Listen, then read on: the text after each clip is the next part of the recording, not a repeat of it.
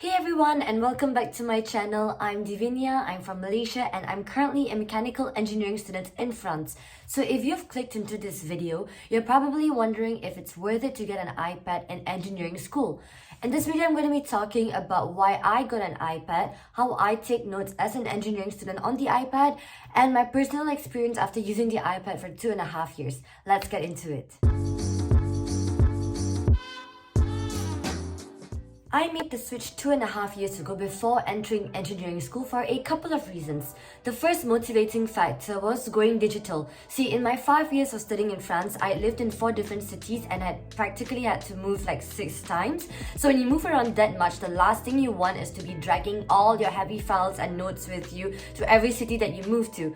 Going digital practically meant that I could store everything in this little device weighing less than 500 grams.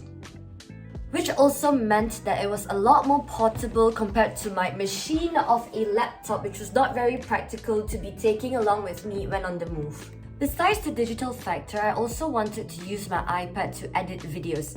Now, if you look at my videos before I got an iPad, all of these were edited on my iPhone 6s Plus on iMovie, and so I could have upgraded to a laptop, but as I said, for personal preferences, it was not the most practical option for me, and so every single video that you see on my channel after getting an iPad has been fully edited on an iPad. Let's get into note-taking on the iPad as an engineering student. Now, I emphasize on engineering because I think that the utility of the iPad varies slightly depending on your course. So I got the second generation iPad Pro when it launched in 2020. It is 11 inches and it has a capacity of 128 gigabytes. Now, I got this via Uni Days because you get a small student discount if you're still in university. So if you're thinking of getting an iPad, don't hesitate to check out the discounts via Uni Days. And then I also got the second generation Apple Pencil and this cute little silicone case that I got off Amazon to go with it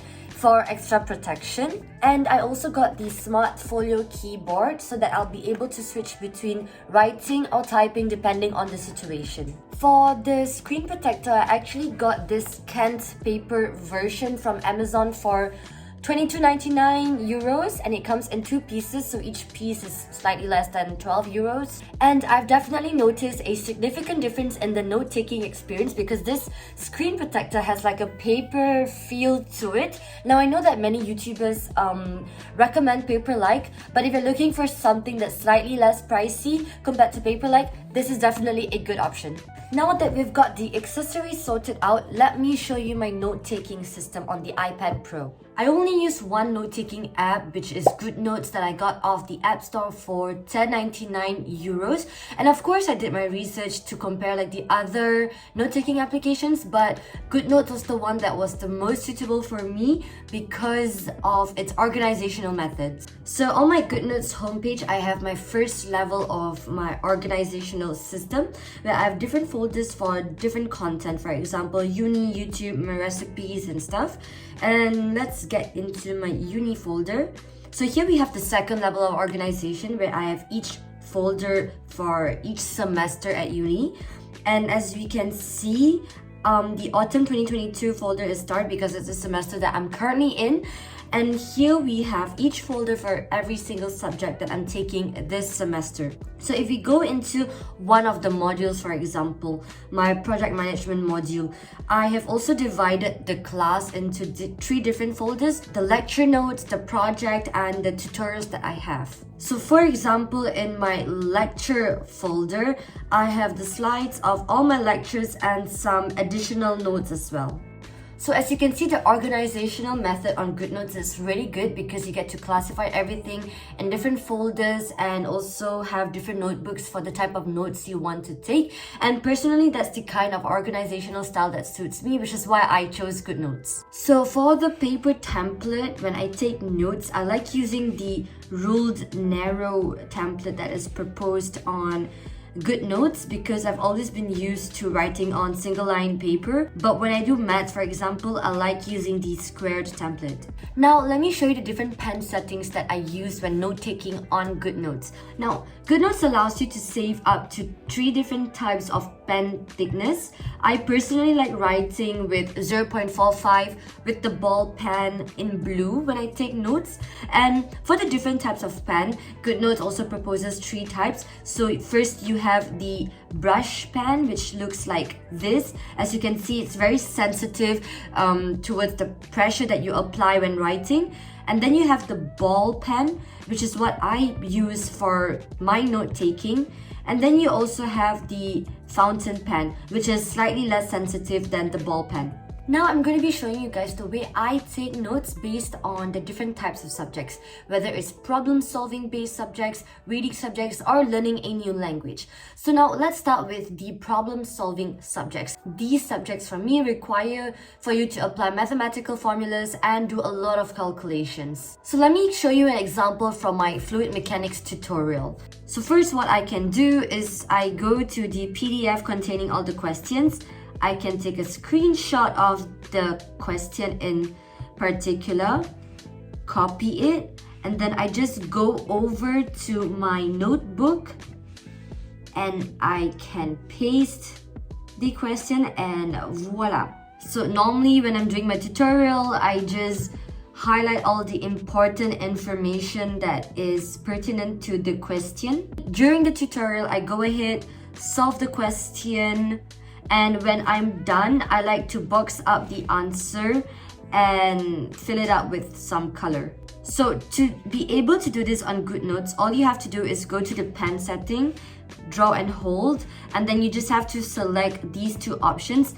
And when you draw a box or when you draw a circle, it just snaps into shape and fills it up with color.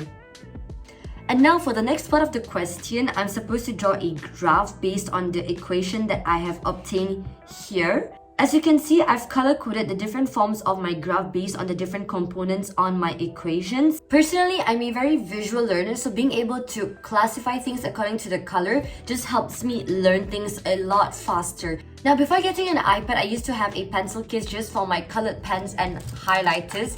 This is what I still have before getting an iPad. So being able to use all the different colors available on GoodNotes is a lot better and a lot hassle-free instead of having like 10 different pens on the table every time I'm revising. Moving on to example number 2, which are reading subjects. Now these subjects for me are heavily packed with information and require a lot of reading and memorization. So for example, this semester I'm taking a module on audit and quality engineering, and it is just packed with concepts and terminology that I just have to understand and remember. Each lecture has about like 60 pages of content on PowerPoint, so that's kind of heavy. For those of you who go to UTC as well, you know I'm talking about FQR. So during the lecture, what I do is I normally have the slides popped up on one side of the page, on one side of the screen, and my notes on the other. And that way I'll just be taking notes like most of the time during the lecture. But occasionally that would be something, that would be a diagram or 2 that the professor would refer to. And so if needed, I can annotate the slides directly.